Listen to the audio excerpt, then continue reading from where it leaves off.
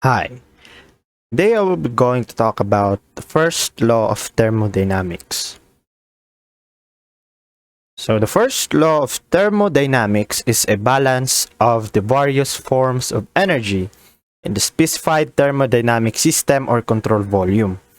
First law of thermodynamics is the restatement of the conservation of energy principle, which means that energy can neither be created nor be destroyed, but can be transferred into various forms.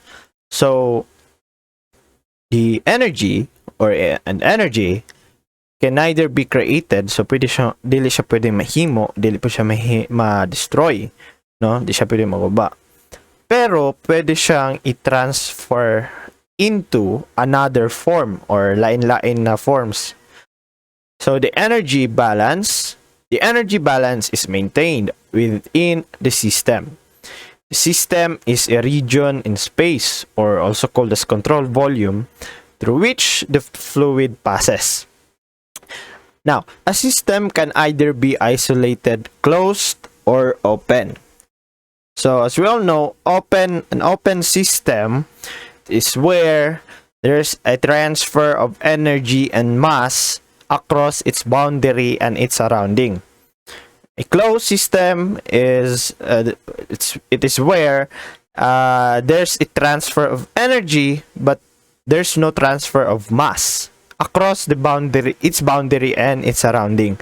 Now, an isolated system, it is where it's neither both energy or mass, no, walay transfer between the two.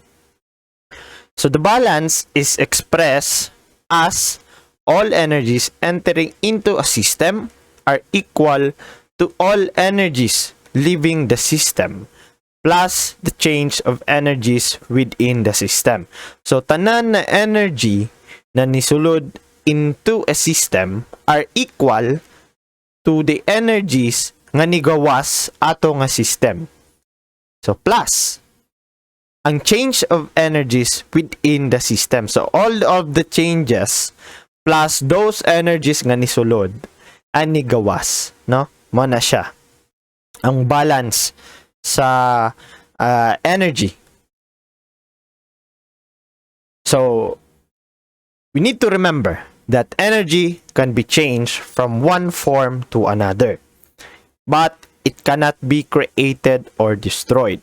Ang energy can be changed from one form to another. It can be transferred, no?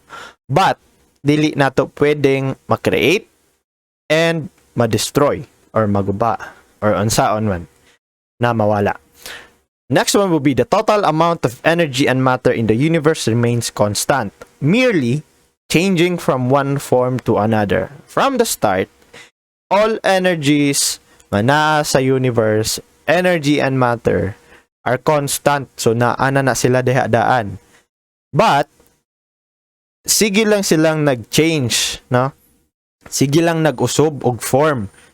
Diba? So mana sila energy nga present in or sa universe, no? Sa asa pa na siyang lugar ha. So energy exists in many forms, such as mechanical energy, heat, light, chemical, and electrical energy. So we all know that a lot of forms, no? Ang energy, pwede siya mechanical, ng mga mechanics, no? Heat, siya heat, light, chemical, and electrical. So mana siya. Energy is the ability to bring about change or to do work, no? That's the meaning of energy. Also, thermodynamics is the study of energy, no? Mana siya. Ang thermodynamics is the study of energy. Now, unsa man yung equations nga nasa ubos or formula, no? So, Q minus W is equal to the change of E, where Q is defined as the heat transferred to the system during the process, and W as the work done by the system during the process, and E as an extensive property of the system. Now, Q minus W is also the same with E sub 2, no, equals E sub 2 minus E sub 1. Since E sub 2 minus E sub 1 is murag, derivation lang sa the change of E. So, ano na siya ang formula. So, in the absence of any work interaction between a system and its surroundings, the amount of net heat transfer is equal to the change in the energy of a system.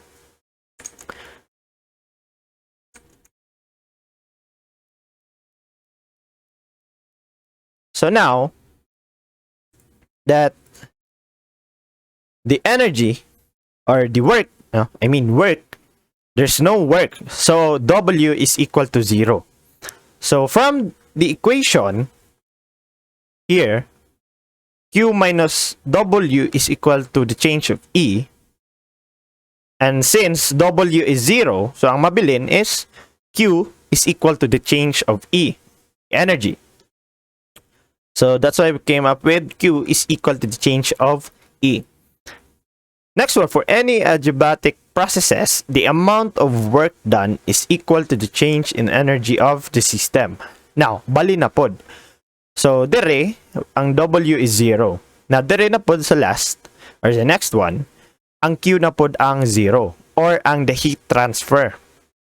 So, there's no transfer of heat. So, the amount of work done is equal to the change in energy of the system. So now, manan na po siya. And W is equal to minus change of E. Negative change of E. Last one, if the first law is applied to an isolated system where Q is equal to W equal to 0, so which means both are equal to 0, then the first law becomes the conservation of energy, where E sub 1 is equal to E sub 2, or vice versa, E sub 2 is equal to E sub 1. So, na siya. Still the same as in definition, the first law is a restatement of the conservation of energy. So, pwede ra pa na siya. So, it means it's equal. So now, let's proceed to the application of the first law of thermodynamics. Number 1, constant volume process. In a constant volume process or isovolumic process, or also known as isochoric process, the working substance is contained in a rigid vessel. Hence, no work is done on or by the system, which means that the W is equal to 0. It will be assumed that constant volume implies 0 work, and any heat that flows into the system appears as increase in internal energy of the system, applying the first law of thermodynamics to the process, where the equation below shows that this is the original formula, or the first, no, ang iyang equation or formula. Q is equal to the change of U, or internal energy, plus W, or the work done. Now, ang W is na siya dere ganina. So, gibalhin lang na siya para makuha nato ang heat transfer. Now, since W is 0, so 0 man ang W, so ang mahitabo, as you can see here, the second line, W is equal to 0, or W is equal to the integral of P, or pressure, times the derivative of volume, as the derivative of volume, or dV, is equal to 0, since we are on a constant volume process.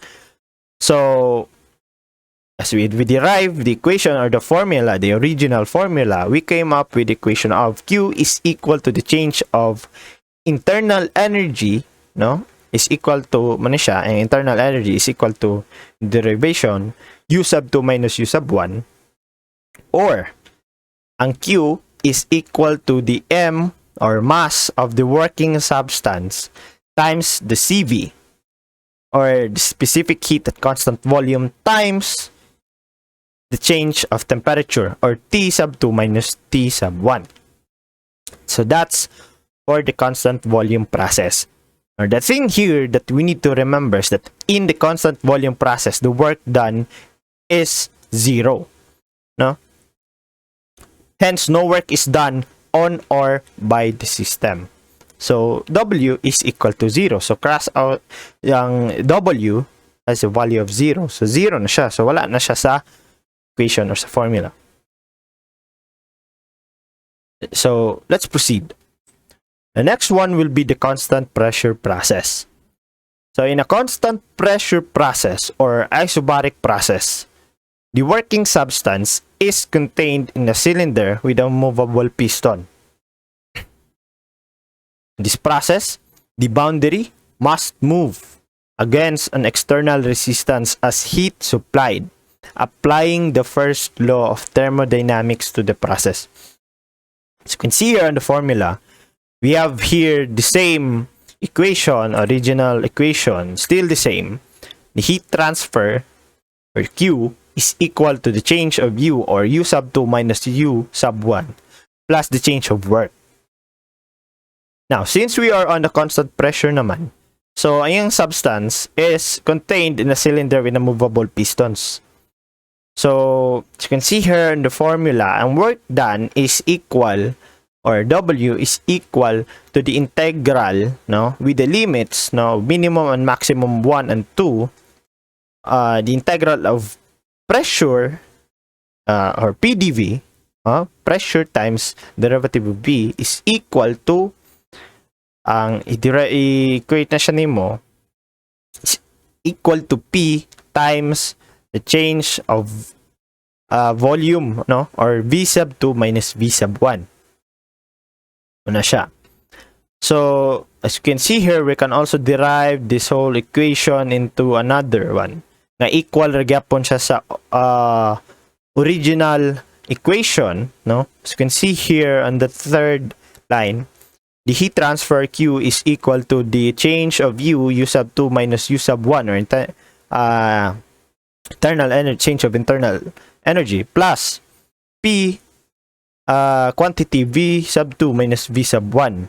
So, which is equal to the change of work. No? Since kanisha is equal to W. So, substitute lang siya. So, the next one still here is always still the same with the original formula, but it's more on derive lang siya jud, like multiply na pod ang P into the inside functions. So we came up with the formula of the change of internal energy plus the pressure multiplied to the inside functions, which is the change of volume. So we came up with PV sub 2 minus the PV sub 1. Now, the next one, still the same, for an equation or the formula, a formula for solving the constant pressure process. We also have the change of gicombine na ang duha, the change of internal energy and the change of of work done. So you can see here we have the U sub 2 combined with PV2, no? So gicombine siya to get sa PCAS pod, gi-combine pod ang U sub 1 plus PV sub 1, no? Gi-combine na siya. So we came up with U sub 2 plus PV2 minus U sub 1 plus PV1, which is equal to the change of specific enthalpy, or H sub 2, small letter H sub 2 minus H sub 1. Now, where H, small letter h, is equal to the specific enthalpy. So, the final enthalpy minus the initial enthalpy. Or, we can also have this final equation or formula here, which we have the heat transfer is also equal to the change of enthalpy, final enthalpy. So we have here H sub 2 final enthalpy minus the initial enthalpy. We have This is the change of enthalpy. So which is also equal to the formula. Since this is all about the constant pressure process, so the heat transfer is also equal to the formula of mass times the specific heat at constant pressure, or C sub P, times the change of temperature, or T sub 2 minus T sub 1. Dire, ang gigamit is ang V, or specific heat at constant volume, since it talks about the constant volume process. It is all about the constant volume. Here, it's all about constant pressure, so CP ang gigamit. So, man siya for the constant pressure process. The next one, we'll be having the constant temperature process, or also known as, we have here, the PV is equal to the constant. In a constant temperature process or isothermal process, heat must be added or removed from the working substance continuously in order to keep the temperature the same. So, in order for a system to have a same temperature time over time, so heat must be added or removed. So, gaad ka, mag-remove po ka para ang temperature is still the same. Kung alangan, kung magsige kag-add, sige kag-add, wa kag-remove, so ang imong temperature is masaka. Kung magsige ra po kag-remove, sige ra kag-remove, so imong temperature is mobos. So, in order for it to be kanang at the same level, imong ganahan, or the constant temperature, so you need to add, you also need to remove, no? In order to have the temperature at the same level. So, applying the first law of thermodynamics of the process with equation, same equation, and the difference is that the temperature, no, we are on the constant temperature process, or PV is equal to constant. So, where T1 is equal to T2, no, the initial temperature is equal to the final temperature, since temperature here is constant. So now, here, the internal energy can also be computed or solved through CV, or the specific heat at constant volume times the temperature, final temperature, minus the initial temperature, T sub 2 minus T sub 1. So, on the third line here, as you can see here that the heat transfer is equal to 0 plus W. So, since the internal energy is 0, or where the temperature is present at constant, at constant temperature, so it's 0. So, the heat transfer is equal to the work done.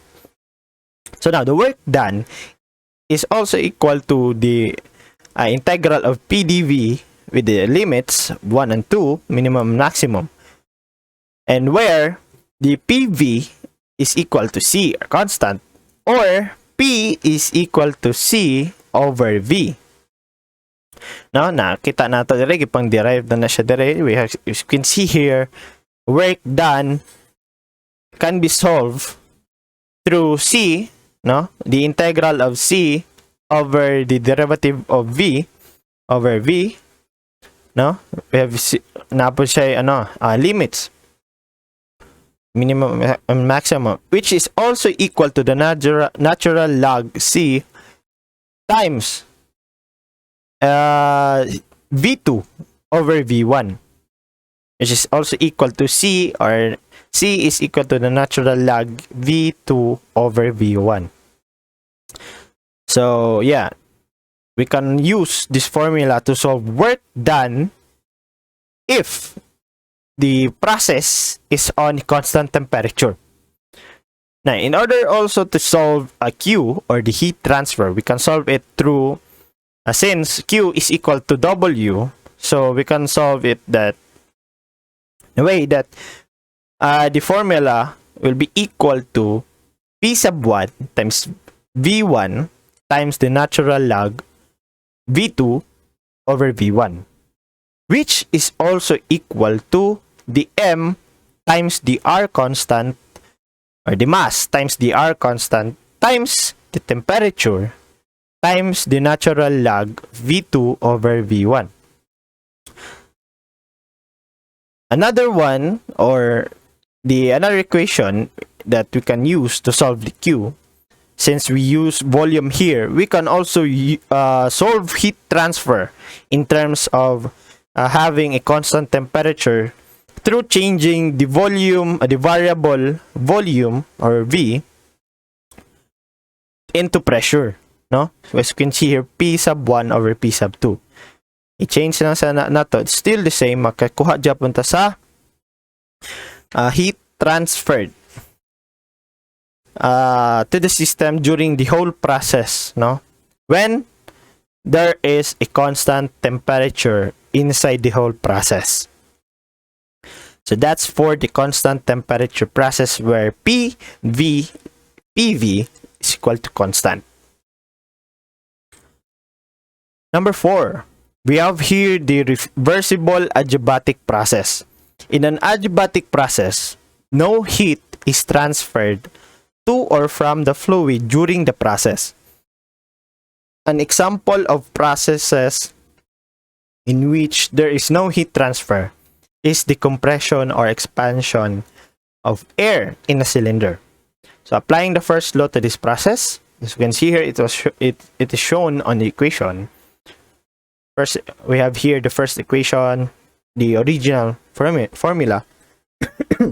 Excuse me. So now Q. So for Q, since Q is equal to 0, since there is no heat transferred to or from the fluid during the process, walay heat transferred. So ang Q na to is equal to 0. So the formula will be going to be Q is equal to 0. So masubstitute na sa into 0 is equal to the change of U, or U sub 2 minus U sub 1 plus the work done. So for any adiabatic process, therefore, since there is no heat transfer, so in order to get work in a reversible adiabatic process, we can get by this formula, W is equal to the change of internal energy, or U. You can see here, we have here the U sub 1 minus U sub 2, where U sub 2 minus U sub 1 is equal to the specific heat in constant volume times the change of temperature, T sub 2 minus T sub 1. So since U sub 2 minus U sub 1 is equal to this formula or equation, so therefore we can substitute it. We have here another form of equation. We have now W is equal to the substituted equation of the change of internal energy, CV, or the specific heat at constant volume, times the change of temperature, T sub 1 minus T sub 2, or T sub 2 minus T sub 1. Now, the next one, where constant volume, ang constant volume kanina po is now equal to the constant R over K minus 1. So, substitute na po na nato, we can get W is equal to R times the change of temperature, T sub 1 minus T sub 2 over K minus 1. So, next, we now have the formula in solving for W. So, ang PV na po, dato ang kuhaan. So, para makuha na to ang R of T. So, where PV is equal to RT. So, ang W, substitute na po na siya. Therefore, makuha na to ang equation nga P sub 1 minus V, P sub 1 times V sub 1 minus P sub 2, or pressure, times the volume, the second volume or final volume over the K minus 1. So this is the whole equations and derivations of formula on how to get the work done in terms of having a reversible adiabatic process on the first law of thermodynamics.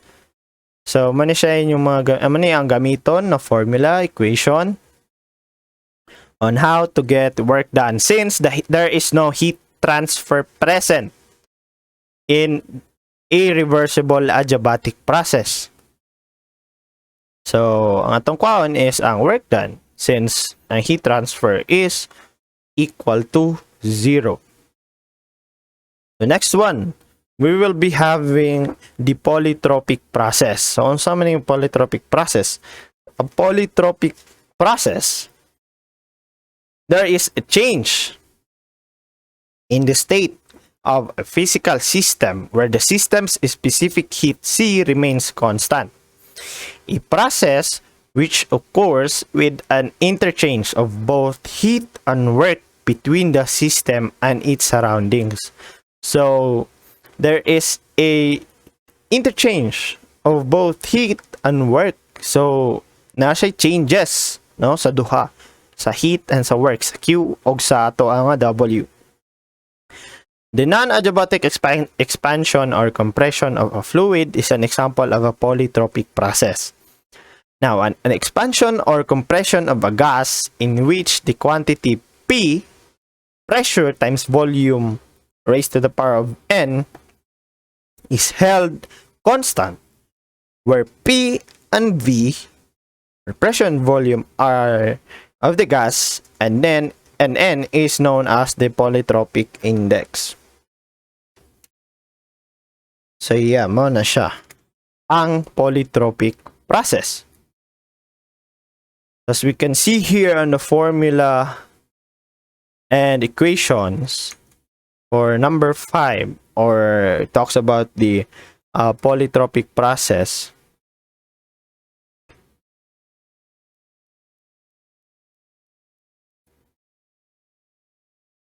So you can see here we have Q is equal to the internal, the change of internal energy plus W, or the original formula.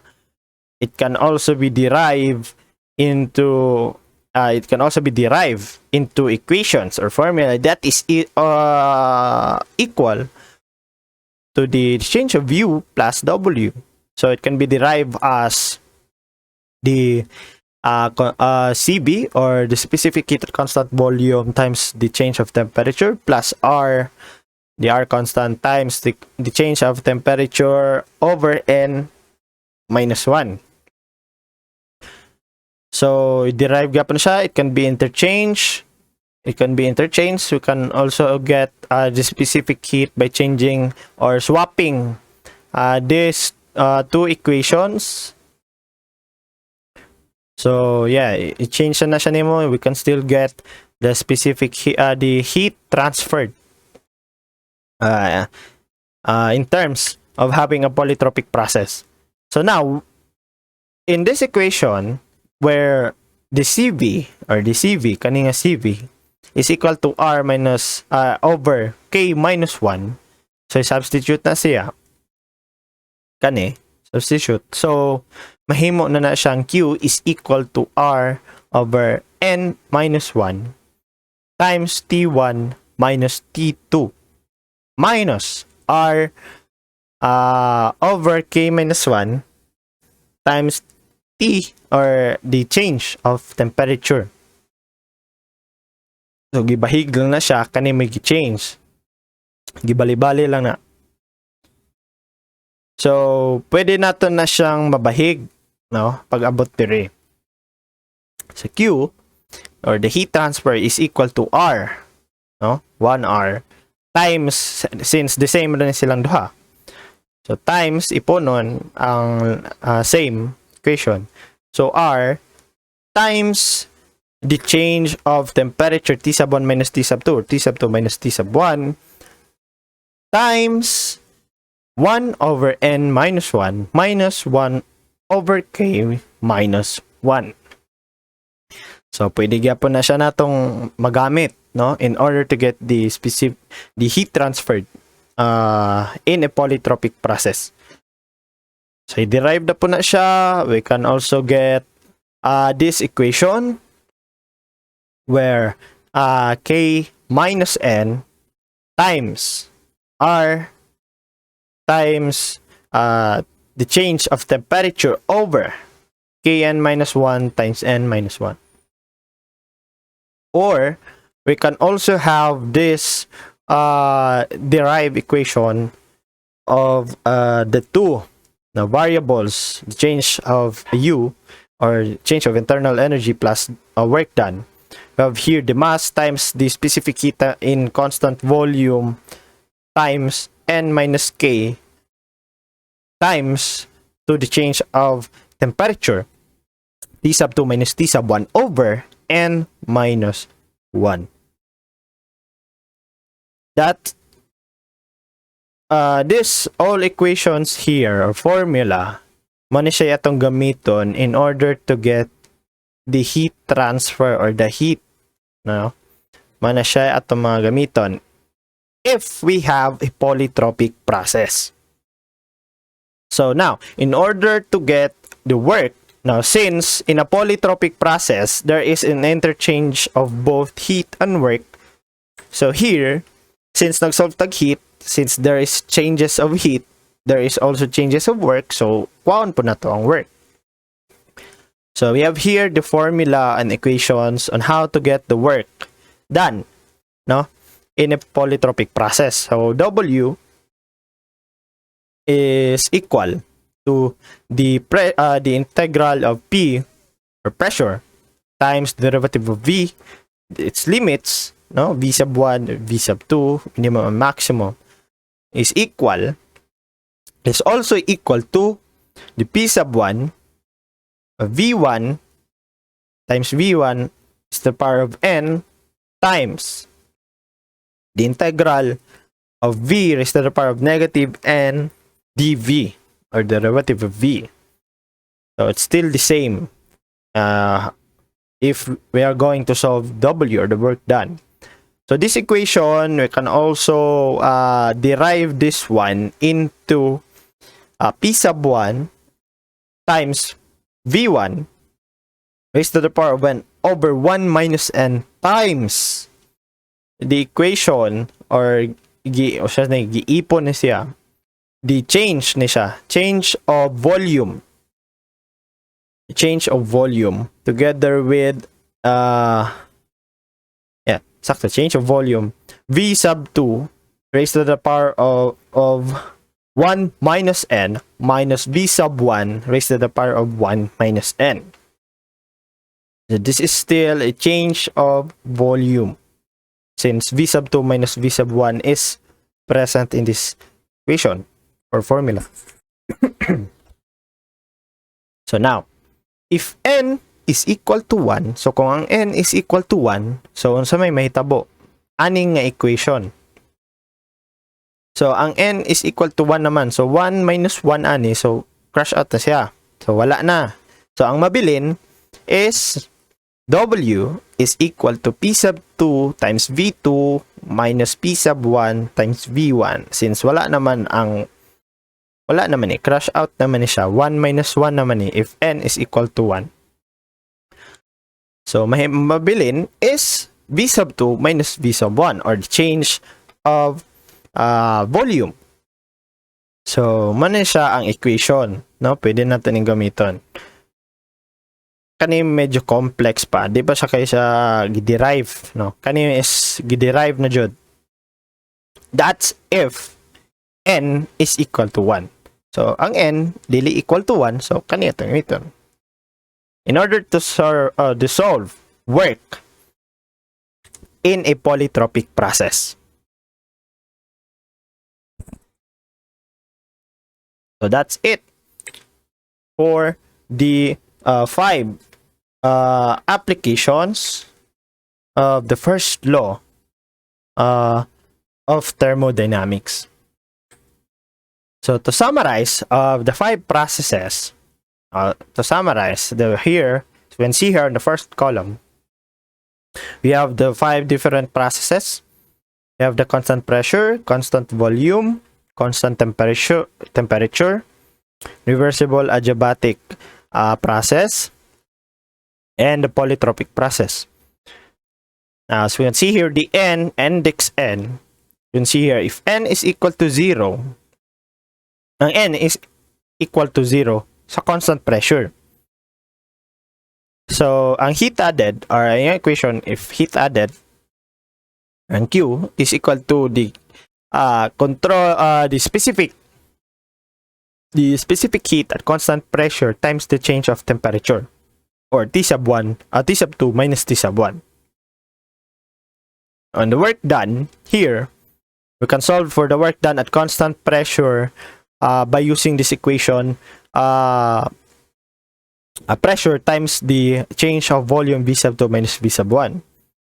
Now, in terms of having the involvement of these 3 variables, if we have a pressure, or we need to find either these 3, no, since P here is constant, so ang involved variables na lang sa tulo is ang duha, ang temperature ug ang volume. So we can solve for the constant pressure in terms of having PVT relations, the involvement of these 3 variables. We have the equation T sub 2 over T sub 1 is equal to V sub 2 over V sub 1. That's if involved ang 3 nga variables in a problem, having it on a constant pressure process. So in the next one, we have a constant volume. The index n is to infinity. In order to solve heat added, or Q, we can use this equation.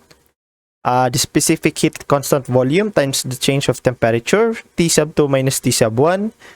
And the work done is 0 since there is no work done inside, since it is on the constant pressure, the working substance is contained in a cylinder together with the movable piston. So iyang work done safety. Ang constant volume, since nasa sa rigid vessel, so no work done ang iyang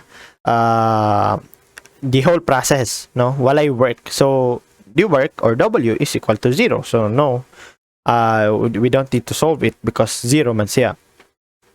Now, in terms of having the 3 variables involved siya in a constant volume process problem, so we can use the equation T sub 2 over T sub 1 is equal to the pressure, final pressure, over the initial pressure. So that's for the constant volume. So in the next one, we have here the constant temperature, where n is equal to 1. No, we can solve for the constant pressure, or we can solve the heat added in constant pressure process through this equation. P sub 1 times V sub 1 times the natural log of Vn over V2 over V1. So that's for the Q, or heat added. For the work done, we can solve it the same with this equation, since constant temperature man ta. So the Q is equal to W. So since it is on a constant pressure man, so we have here the P1, V1, the same with the heat added. So in terms of having the 3 variables involved in a constant temperature process problem, we can solve it through this equation, or with this equation or formula. P sub 1 times V1 equals to P sub 2 times V2. So that's for the constant temperature.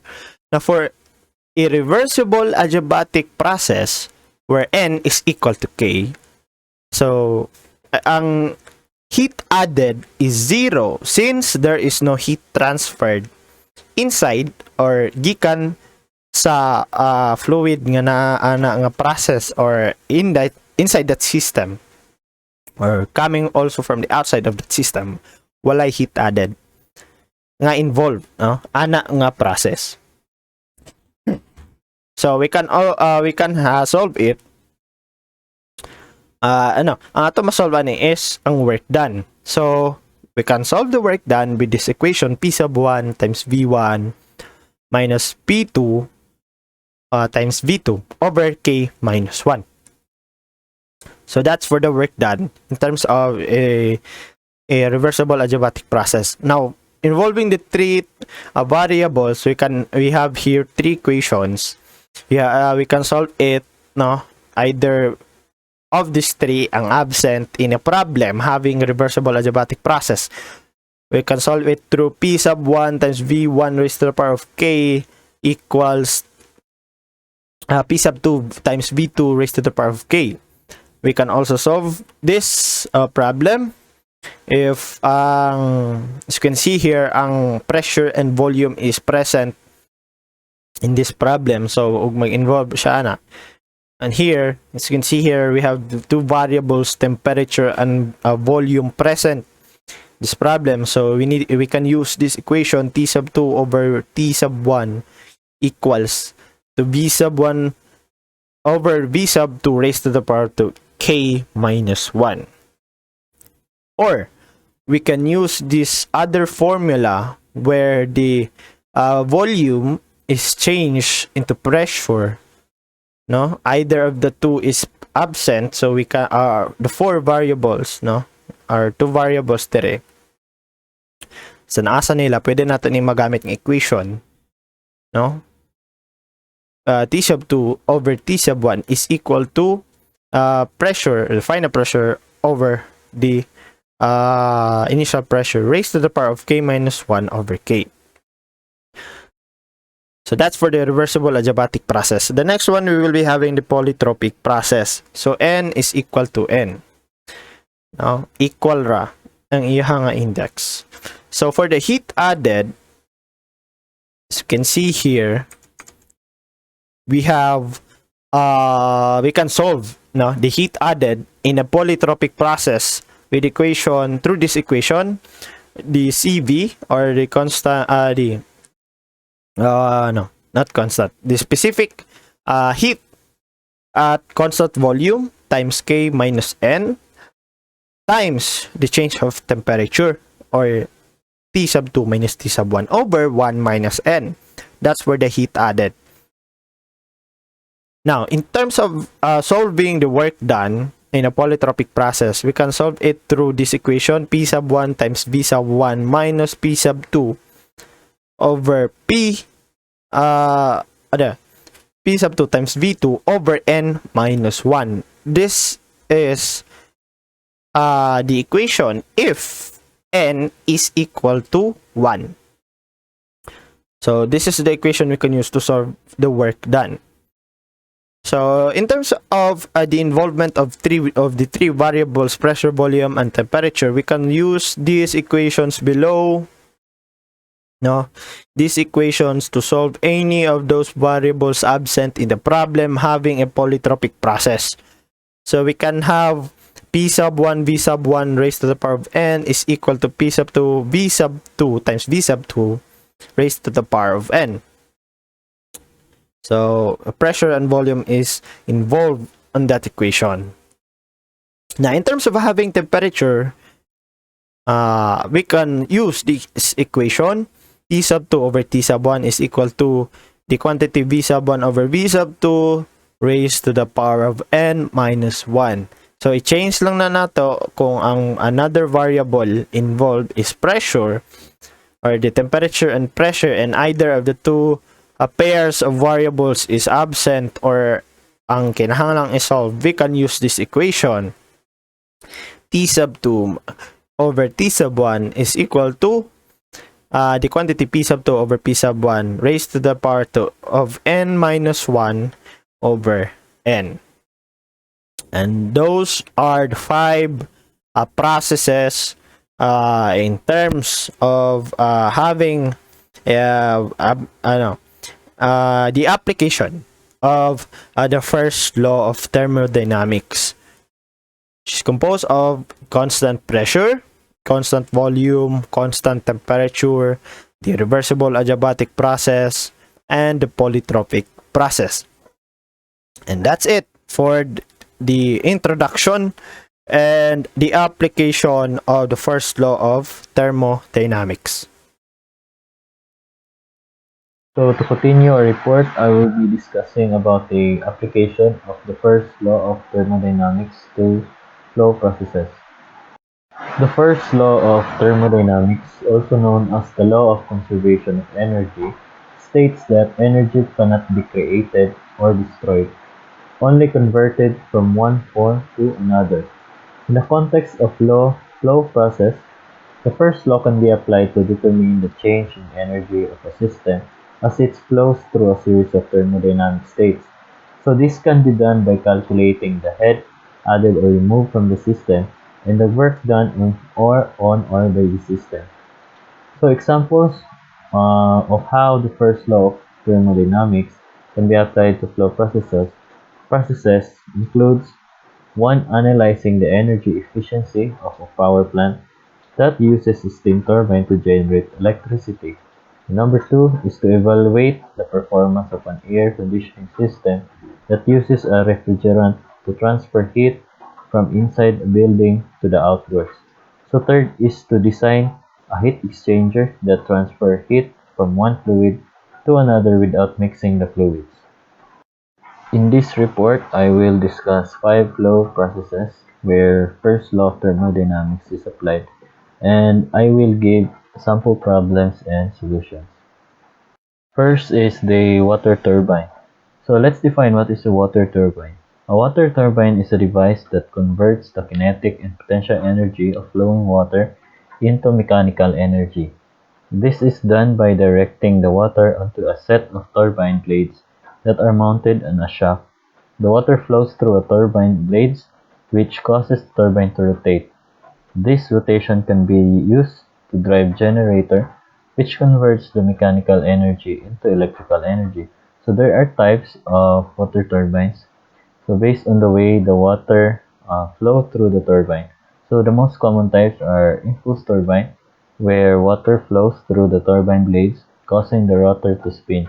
So examples are Pelton wheel and turbo turbine.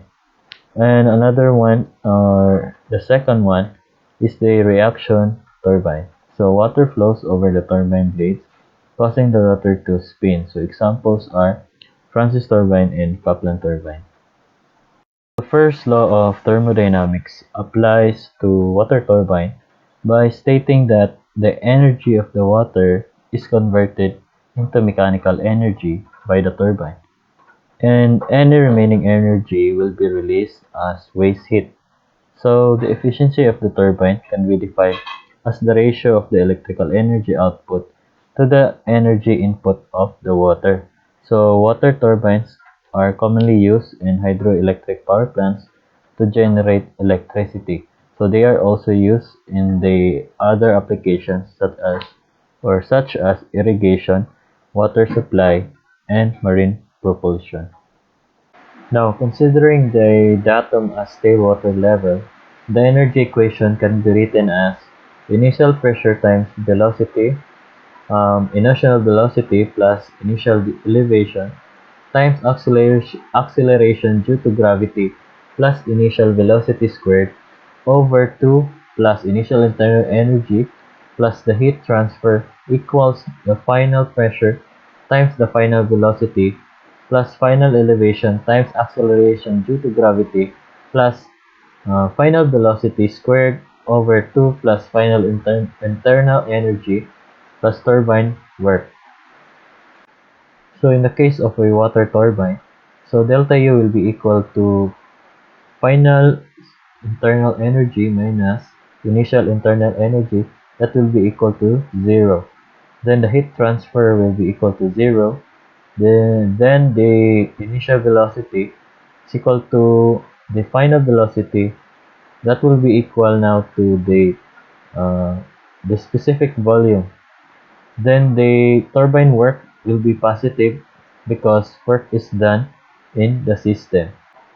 So now the derived formula for water turbine will be initial pressure times the specific volume plus initial elevation times the acceleration due to gravity plus initial volume squared over 2 equals to the final pressure times the specific volume plus final elevation times the acceleration due to gravity plus the final velocity squared over 2 plus the turbine work. Now let's try the sample problem for the water turbine. So a water turbine is installed with a vertical tube. So the pressure gauge located at the penstock leading to the turbine casing reads 39 kilopascals and velocity of water at the inlet is 7.5 meter per second. So the discharge is 3 cubic meter per second. Then the top of the drop tube is 1.5 meters below the center line of the spiral casing, while the tail race is 2.5 meters at the top of the drop tube. So there is no velocity of wheel at the top of the bottom of the drop and leakage losses is negligible. So calculate the total head and power output. To calculate the total head, we'll be using this formula. So H is equal to the initial pressure over the acceleration due to the gravity plus the initial volume squared over 2 times the acceleration due to gravity plus the elevation. So we will be plugging in the values. So H is equal to 390 over 9.81 plus 7.2 squared over 2 times 9.81 plus 1.5 plus 2.5. So the total head will be equal to 46.62 meters. To calculate the power output, so we'll be using this formula. WP is equal to the heat transfer times the adiabatic index times the enthalpy. So we will plug these values. WP is equal to 3 times 9.81 times 46.6. Then the answer is equal to 1371.4 kilowatts or equal to 1.37 megawatts. Now let's proceed to the second example of the flow processes, which is the first law of the thermodynamics is applied. This is the steam turbine. So let's define what is a steam turbine. So a steam turbine is a machine that converts the thermal energy of steam into mechanical energy. This is done by directing the steam onto a set of rotor blades that are mounted on the shaft. The steam expands as it flows over the blades, causing the rotor to rotate. So this rotation can be used to drive generator, which converts the mechanical energy into electrical energy. Now, the first law of thermodynamics applies to steam turbine by stating that the thermal energy of the steam is converted into mechanical energy by the turbine. So, and any remaining energy will be released as waste heat. So the efficiency of the steam turbine can be defined as the ratio of the electrical energy output to the thermal energy output. So in addition, the steam turbine is used in various industrial applications such as power generation, marine propulsion, gas compression, and pumping. In steam turbine, the energy equation can be written as the initial elevation times the acceleration due to gravity plus initial velocity squared over 2 plus initial specific enthalpy minus the heat transfer equals the final elevation times the acceleration due to gravity plus final velocity squared over 2 plus the final specific enthalpy plus the turbine work. In the case of steam turbine, so initial and final elevation will be equal. Then Q is negative because heat is lost in the system. Then W is positive because work is done in the system. So the derived formula for the steam turbine will be initial specific enthalpy plus initial velocity squared over 2 minus Q equals final specific enthalpy plus final velocity squared over 2 plus turbine work. So now let's proceed to this sample problem. So a steam turbine receives 5,000 kilograms of steam per hour.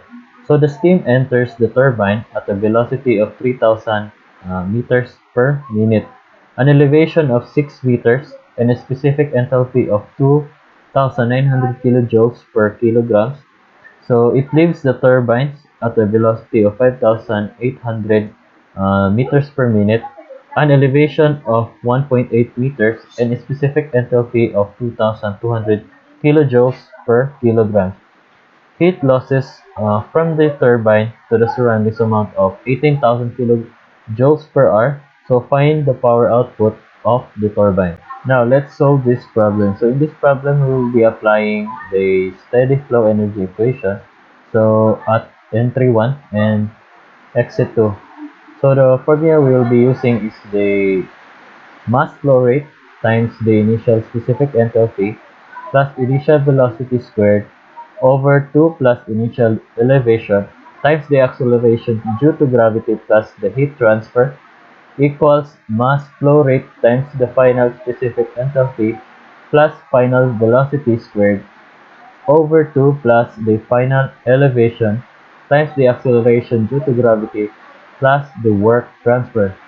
Deriving the equation, we will have heat transfer minus work transfer equals mass flow rate times the final specific enthalpy minus the initial specific enthalpy plus the final velocity squared minus the initial velocity squared over 2 plus final elevation minus initial elevation times the acceleration due to the gravity or due to gravity.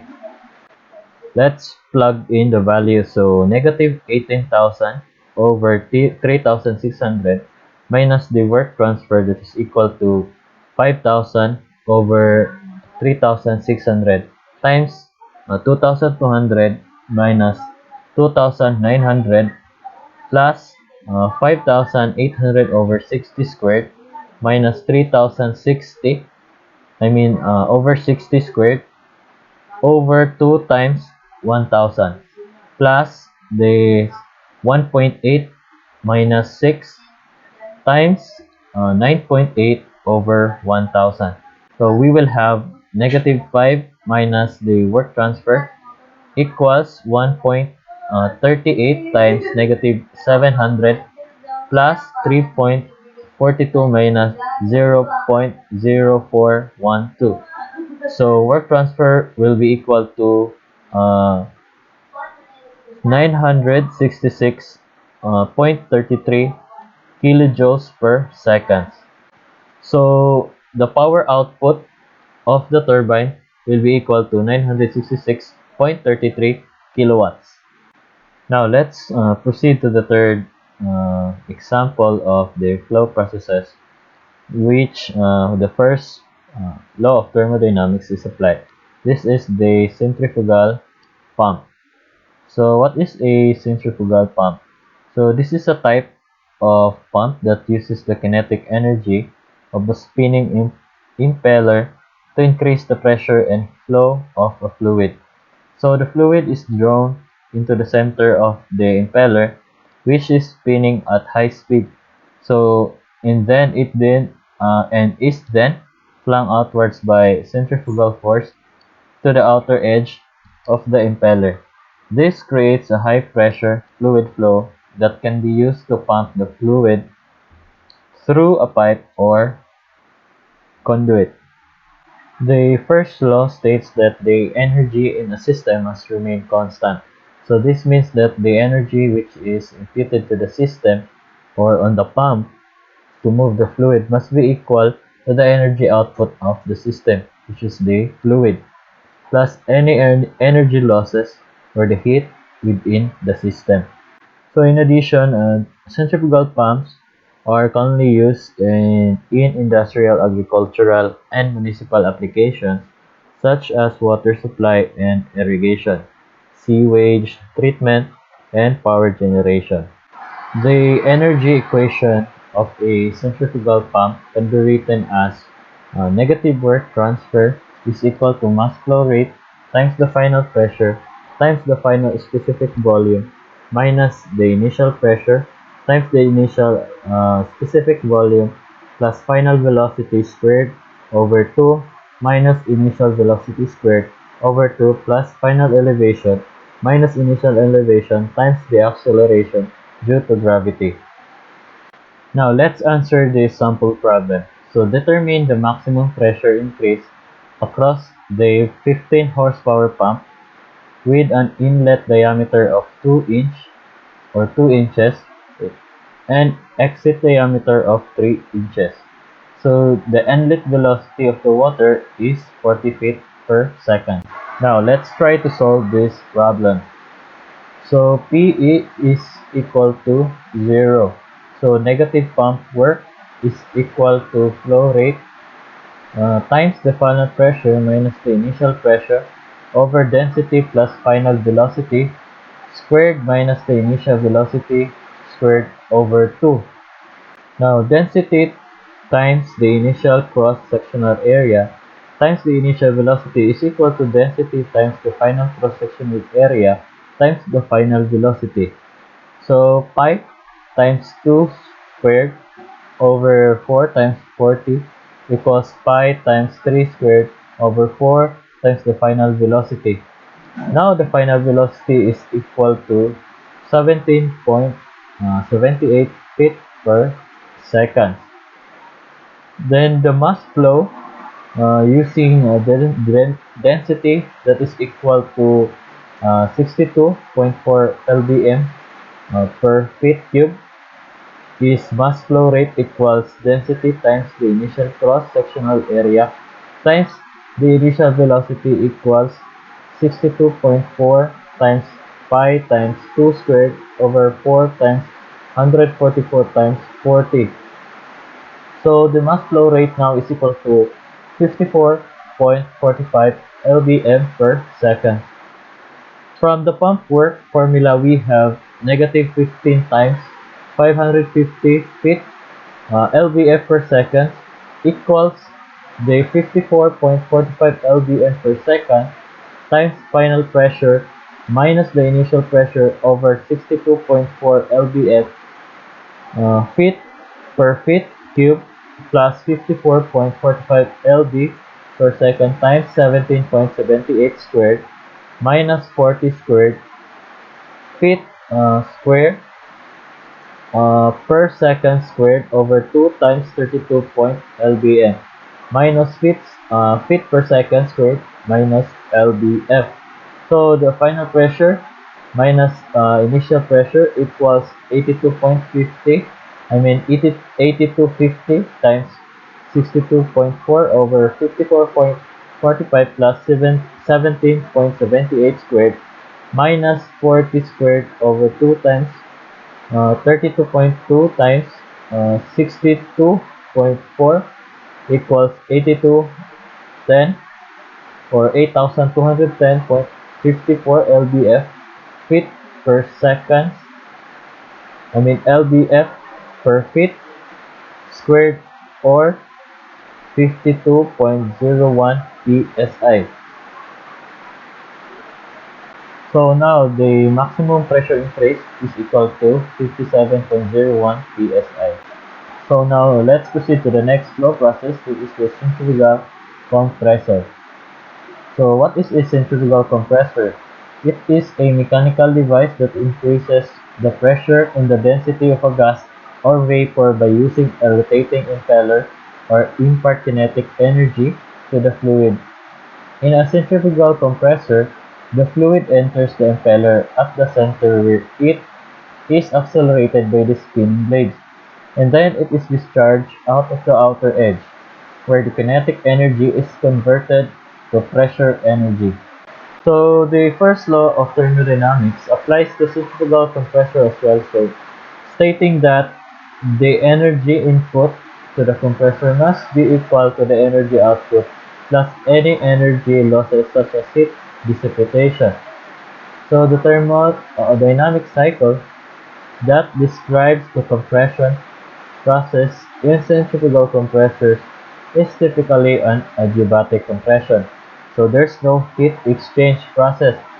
So where the gas is compressed isentropically. So in addition, centrifugal compressors are commonly used in a variety of industrial applications such as natural gas transportation, chemical processing, refrigeration, and air conditioning, as well as power generation. So the term centrifugal means that the gas flow is radial and the energy transfer is caused from a change in the centrifugal forces acting on the gas. Assuming the delta Z is equal to 0, the energy equation can be written as heat transfer minus work transfer equals mass flow rate times the final specific enthalpy minus the initial specific enthalpy plus the final velocity squared over 2 minus the initial velocity squared over 2. Now let's try this sample problem for the centrifugal compressor. So air enters a centrifugal compressor at 30 kilograms per minute. The inlet conditions of the air are initial velocity is equal to 15 meters per second. Then the initial density is equal to 1 bar. Then the initial specific volume is equal to 0.6 meter cube per kilogram. And the outer conditions are final velocity is equal to 100 meter per second. Then the final density is equal to 8 bar. Then the final velocity is equal to 0.18 cubic meter per kilogram. So the increase in enthalpy of air passing through the compressor is 180 kilojoules per kilogram, and heat loss to the surroundings is 80 kilojoules per minute. So let's try to solve the following. A. Motor power required to drive the compressor, and B. The ratio of inlet to outlet pipe diameter. Now let's solve this problem. So increasing the enthalpy of air passing through the compressor, that is final specific enthalpy minus initial specific enthalpy equals 180 kilojoules per kilogram. So heat loss to the surroundings can be calculated by heat transfer equals to negative 800 kilojoules per minute equals negative 13.33 kilojoules per second. So now M is equal to 30 over 60, that is equal to 0.5 kilograms per second. So now the mass flow rate is equal to 0.5 kilograms per second. So to solve the motor power required to drive the compressor, we will derive the energy equation of the centrifugal compressor. So that will be work transfer equals mass flow rate times the initial specific enthalpy minus the final specific enthalpy plus the initial velocity squared minus the final velocity squared over 2 plus the heat transfer. Plugging in the value, so that is work transfer equals 0.5 minus 180 plus 15 squared minus 100 squared over 2 times 1000 plus the negative 13.33. So work transfer is equal to negative 105.77 kilojoules per second. That is equal to negative 105.77 kilowatts.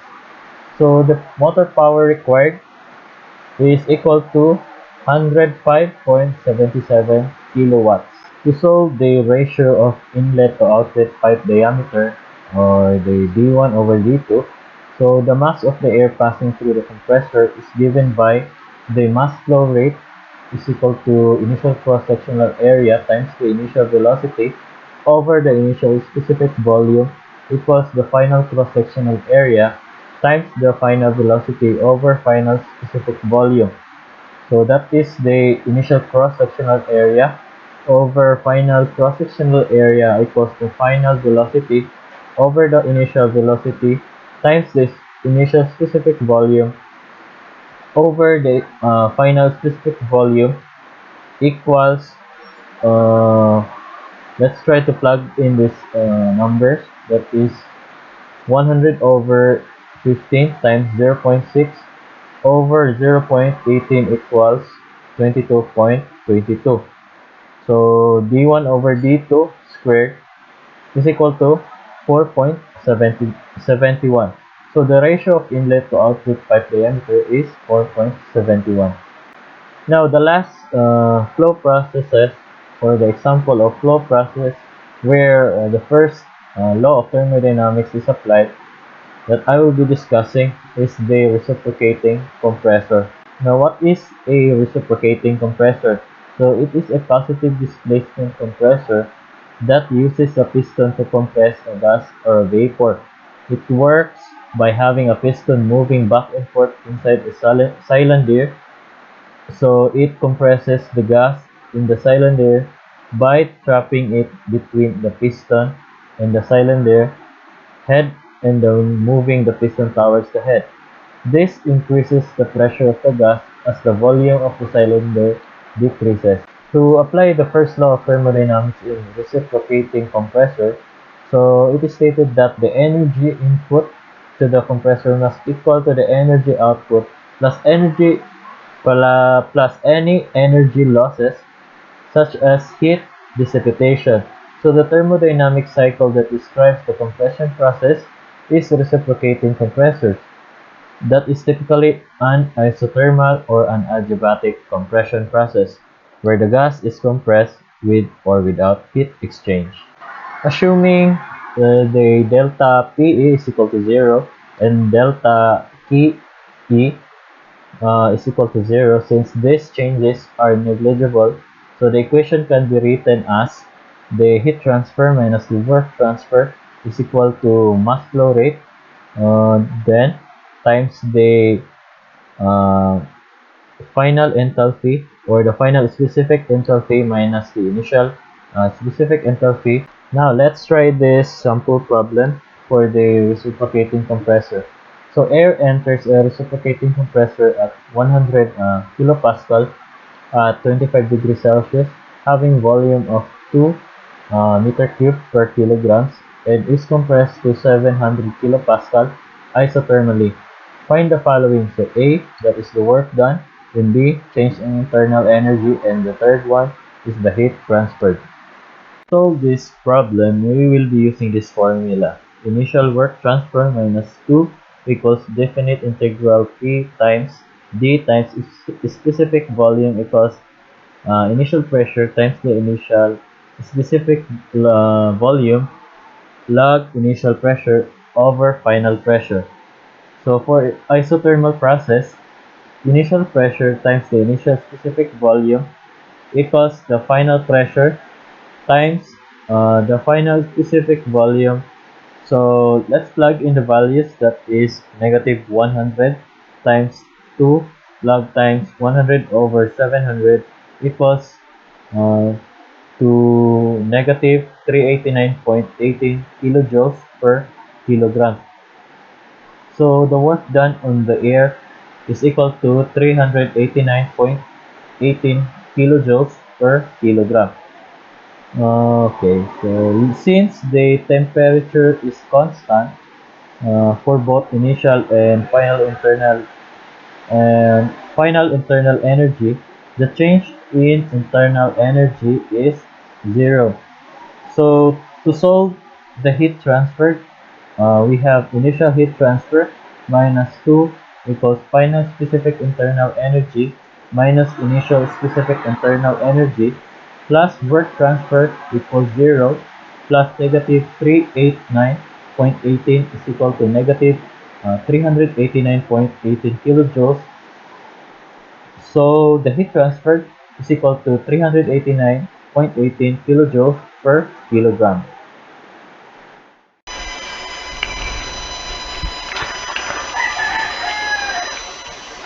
Application of the first law of thermodynamics to flow process in systems like boiler, condenser, evaporator, nozzles and diffusers, or throttling process. So, as we know, pwede ma-apply ng first law of thermodynamics sa mga flow process like the systems nga na diri. So, boiler or steam generator is a closed vessel for use in heating water or to generate steam or vapor. It is composed of a boiler and a furnace. The boiler is usually made of two drums for the heat transfer of combustion heat to feed water, and the furnace is constructed for the combustion of fuel. The boiler usually sits on top of a burner, in which fuel is burned up to produce heat. So the most common fuels for boilers are natural gas, heating oil, wood, and coal. So a boiler transfers heat to the incoming water and generates the steam. So the system is shown below. So sa atong makita diri mo ni siya ang isa ka boiler.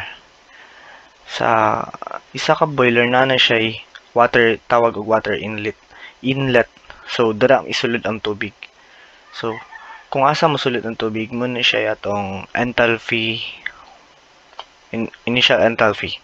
So dira mo ni ang first sa process.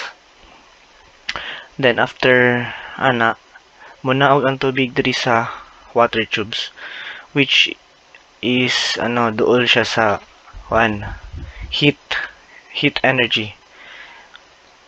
Tapos kaning green diri is mo ni furnace kung asa atong heat.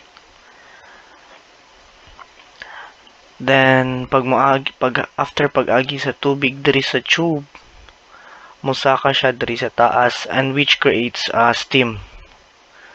Then here we have the steam outlet. Diri mo gawas ang atong steam. So mo ni atong final enthalpy.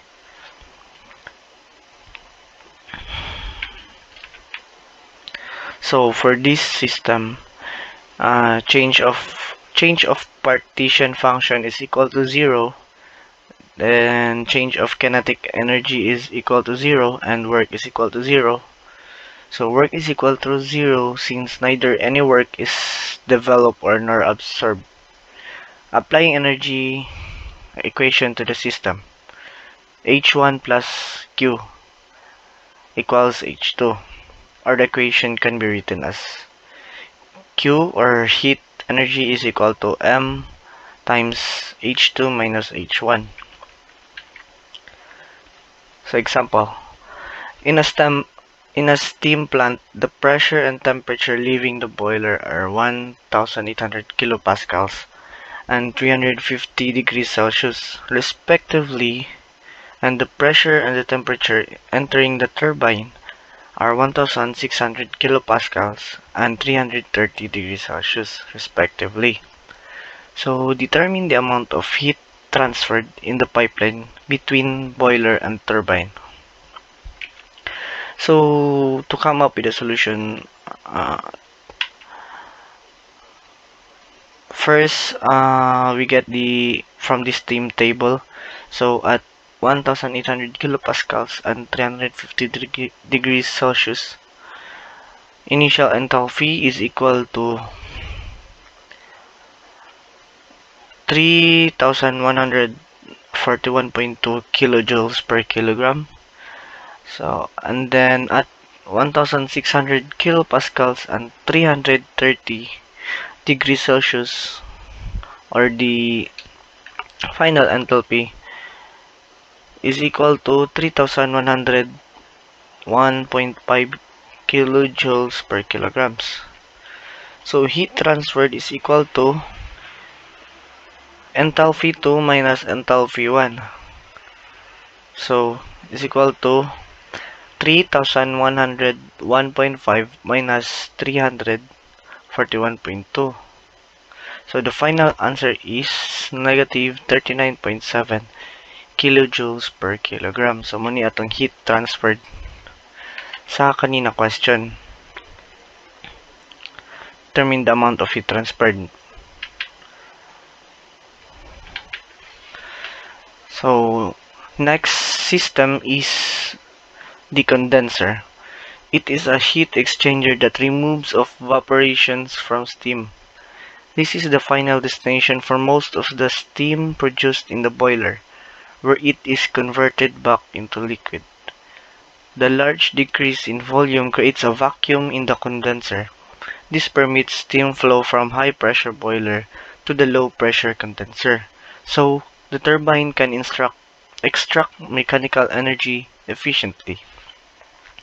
The main heat transfer mechanism in a condenser of saturated steam on the outside of the tubes and the heating of the circulating water inside the tubes. For a given circulating water flow rate, the water inlet temperature to the condenser determines the operating pressure of the condenser. So, as this temperature is decreased, the condenser pressure will also decrease. So, the condenser is used to condense the steam in case of steam power plant and condense the refrigerant vapor in the refrigeration system using water or air as cooling medium.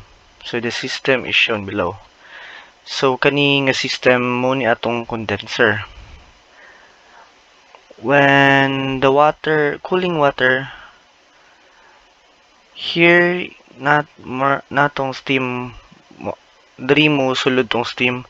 Then, pag sulod sa steam, una niyang matagbo is kaning cooling water. So, cooling water nato is the temperature 1. So, hantod sa process, hantod maabot siya sa cooling water out. Muna atong temperature 2. And then, lastly, ma-condensate out na ang steam.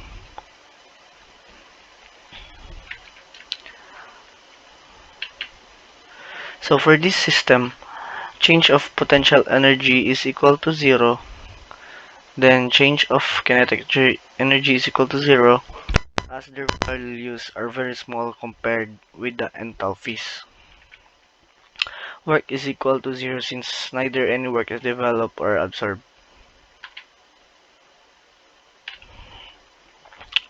The energy equation can be written as Hs minus Q equals Hf. So Hs is an steam minus heat energy is equal to specific and saturated liquid, or m kilograms of steam and mW of cooling water. Heat lost by steam is Q is equal to m times Hs F, and then heat absorbed by cooling water Q is equal to mW or the mass of cooling water passing through the condenser times Cp or the specific heat in constant pressure times temperature 2 minus temperature 1.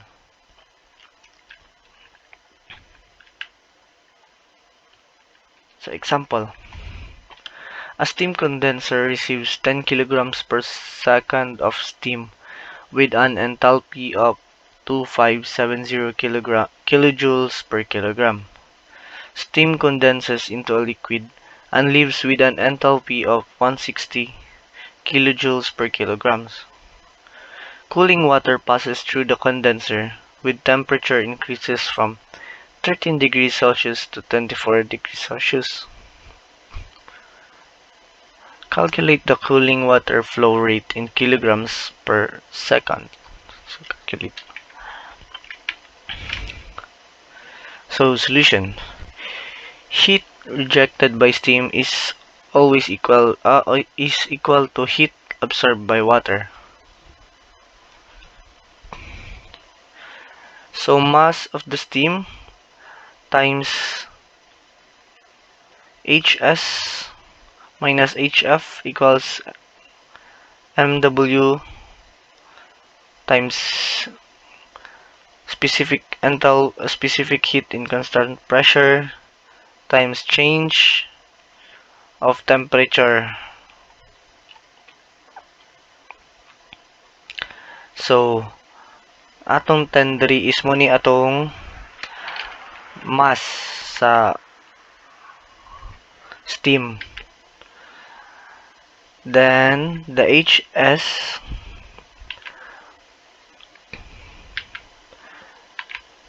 is the steam with an enthalpy of 2570, then minus 160, which is kani the specific enthalpy of saturated liquid, is equal to mW, or the mass of cooling water passing through the condenser, times the specific heat at constant pressure 4.187 times change in temperature 24 minus 13. So here the heat rejected by the steam is equal to 24,100, and heat absorbed by water is equal to 46.057. Dayon gidivide ni silang duha ka values, which results into the mass of cooling water passing through the condenser is equal to 523.2 kilograms per second. So muni ang answer sa calculating the cooling water flow rate in kilograms per second.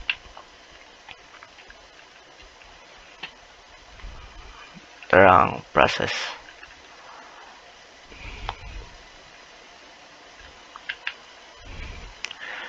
Evaporator. An evaporator is an equipment used in a refrigeration plant to carry heat from the refrigerator to maintain the low temperature. Here, the refrigerant liquid is passed through the evaporator and it comes out as vapor, absorbing its latent heat from the surroundings of the evaporator. The system is shown below. So, muni atong system. Muni ang ato ang evaporator. So, here, diri mosulod ang liquid, refrigerant liquid. Tapos, sulod sa evaporator is also naa siya'y heat energy. Then after, ana is the final enthalpy, which the refrigerant from enthalpy 1 is refrigerant is liquid nga nisulod siya diri sa evaporator. Tapos paggawas niya nahimo na siyang vapor. Muna atong enthalpy 2. So the evaporator is a kind of heat transfer apparatus where the heat transfer is done by force, convection, or natural convection. This is an important component of refrigeration system and air conditioning system to allow refrigerants to evaporate from liquid to gas. So moto, from liquid to gas, while absorbing heat in the process. When the liquid refrigerant enters the evaporator, its pressure has been reduced, dissipating its heat content and making it much cooler than its surroundings. This caused the refrigerant to absorb heat from the area to be cooled and reach its low boiling point rapidly. The refrigerant then vaporizes, absorbing the maximum amount of heat. For this system, change of potential energy is equal to 0, change of kinetic energy is equal to 0, work is equal to 0. Therefore, no work is absorbed or supplied. But the energy equation can be written as H1 plus Q is equal to H2, or considering m kilogram of refrigerant heat absorbed by refrigerant Q, or heat is equal to m times H2 minus H1. Example: an ammonia refrigeration compressor takes its suction from the evaporator at a temperature of negative 20 degrees Fahrenheit or negative 28.9 degrees Celsius and a quality of 95%.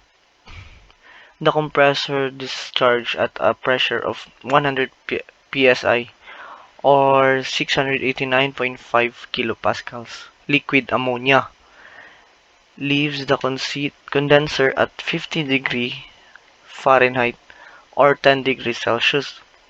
So find the heat absorbed by the evaporator in kilojoules per kilograms. Heat absorbed. So solution. So the properties of ammonia at 689.5 kilopascals, Tsat is equal to 13.3 degrees Celsius. Then enthalpy is equal to 1568. Then entropy is equal to 5.6767. At 10 degrees Celsius,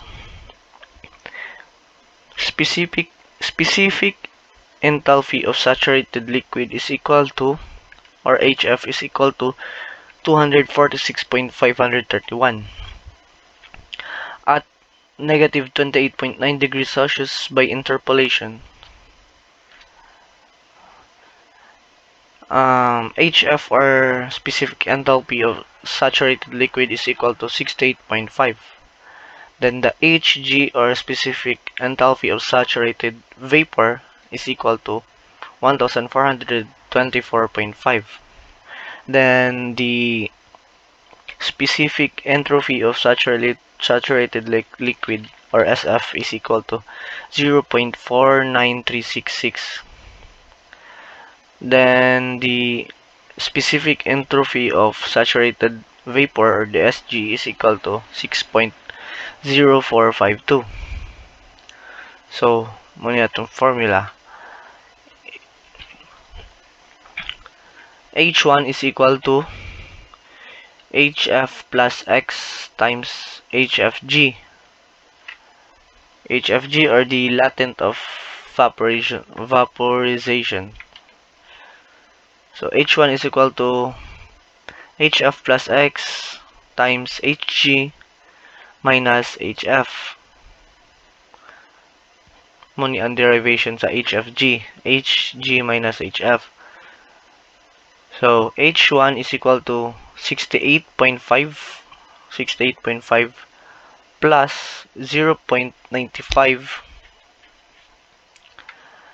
times 1424.5 minus 68.5 is equal to, kaning atong x dari 0.95, dari na siya sa quality of 95%. So it equals to 1356.7 kilojoules per kilograms. Manang atong H1. So the heat energy sa atong ammonia is equal to heat transferred sa atong ammonia is equal to H1 minus H4. So QA is equal to 1356.7 minus 246.531. So kaning H1 is mo ni atong result diri. Then H4 is kaning at 10 degrees Celsius. So atong heat transferred sa atong ammonia resulted into 1110.17 kilojoules per kilograms. So, na-answer na nato ang find the heat absorbed by the evaporator. So, muni ang na-absorb sa evaporator gikan sa condenser.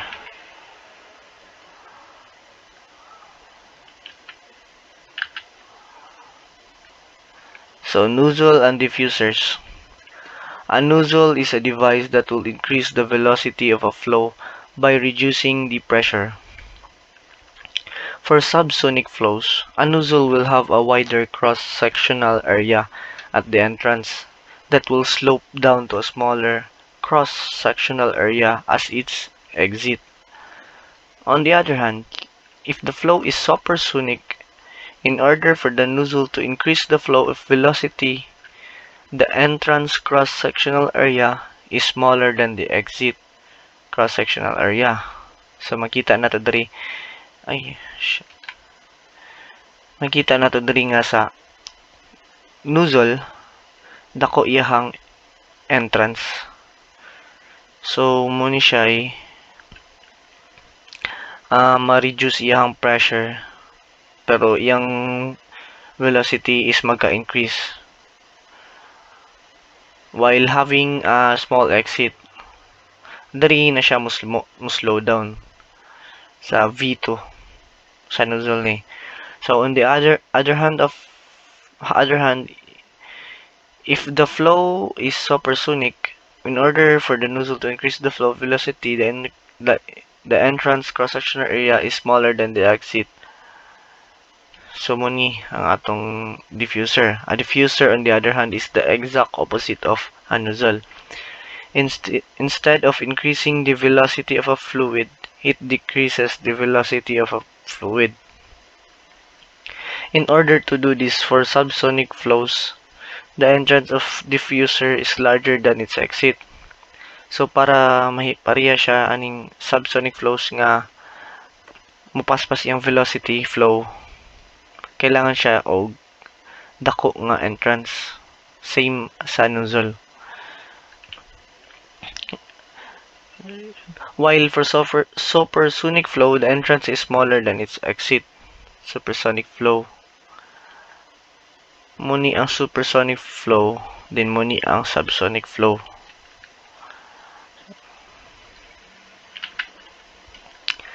So, in these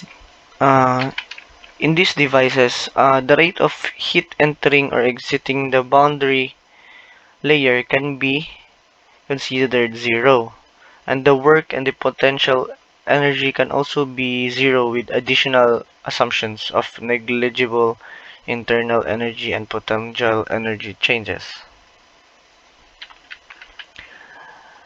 Taking these factors into consideration, the energy balance of a nozzle or a diffuser can be found by using the equation. 0 is equal to V2 over V2 to the power of 2 divided by 2 minus V1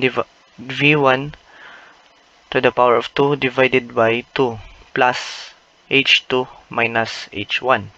Or it can be written as, or you can use the formula of V1 squared divided by 2 plus H1 is equal to V2 squared divided by 2 plus H2. From this equation, it is easy to see that for a nozzle, where V2 is greater than V1, the enthalpy decreases from inlet to outlet. So, gikan sa pagsulod niya, paspas pa siya. Then, paggawas niya is nagkahinay na siya tungod kay ang pagsulod is wide yung cross-sectional area. Then, nagkagamay. Whereas, for a diffuser, where V2 is less than the V1, the enthalpy increases. That is why a nozzle is taught as an enthalpy to kinetic energy converter, and a diffuser is taught as a kinetic to enthalpy converter. Example: air flows through the nozzle shown in the figure. The inlet conditions are 8 kilopascals and 440 degrees Celsius. The exit diameter is adjusted such that the exiting velocity is 800 meters per second. Find the exit temperature. So, natay V1 diri nga pagsulod niya entrance 500 meters per second. Then, exit siya sa V2 is equal to 800 meters per second. Then, atong diameter is equal to 260 millimeters. Kani, sa entrance. Man yan, 260 millimeters. So, find the exit temperature.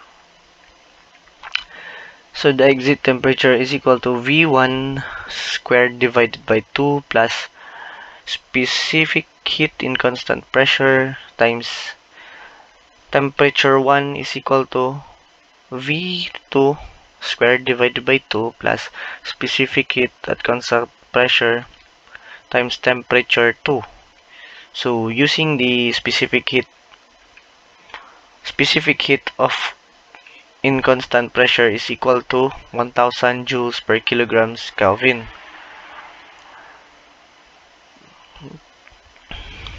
Then pwede ni siya inganing i-transpose ibalhin ang T2 kay mo may atong gipangita the temperature, the exit temperature is equal to mo ni mahitabo mahimo siyang V1 squared minus V2 squared divided by 2 times specific heat in constant pressure plus temperature 1. So is equal to mo ni siya 500 squared minus 800 squared divide 2 times 1000 plus 440 is equal to 245 degrees Celsius. So, munini atong exit temperature 245 degrees Celsius. So, nagkabugnaw siya gikan sa 440 degrees Celsius. Nagkagamay.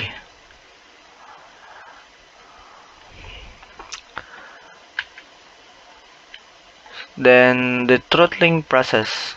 A throttling process is a process in which there is no change in enthalpy from state 1 to state 2. No work done. W is equal to 0. And the process is adiabatic. Q is equal to 0.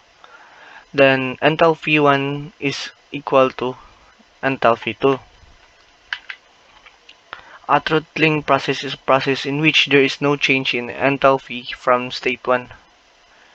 Process is adiabatic. So as we can see from H1, wala siya changes hantod sa H2.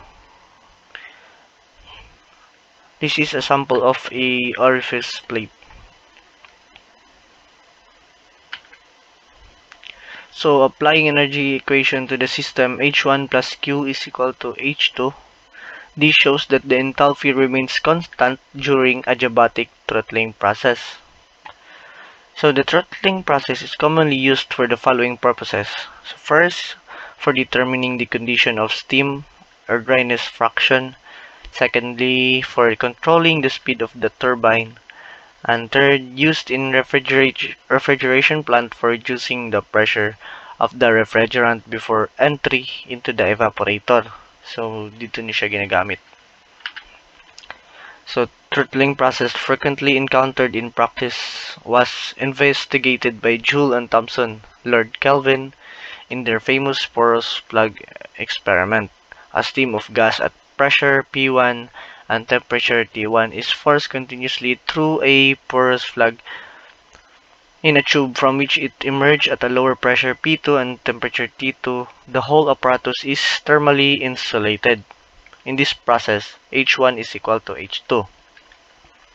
Whether the temperature and internal energy change in a throttling process depends on whether the fluid behaves as an ideal gas or not. Since the enthalpy of an function of temperature alone, it follows that T1 is equal to T2 for throttling process in ideal gas. And internal energy 1 is equal to internal energy 2. So, and therefore, for an ideal gas, the throttling process takes place at constant enthalpy, constant temperature, and constant internal energy. Thank you.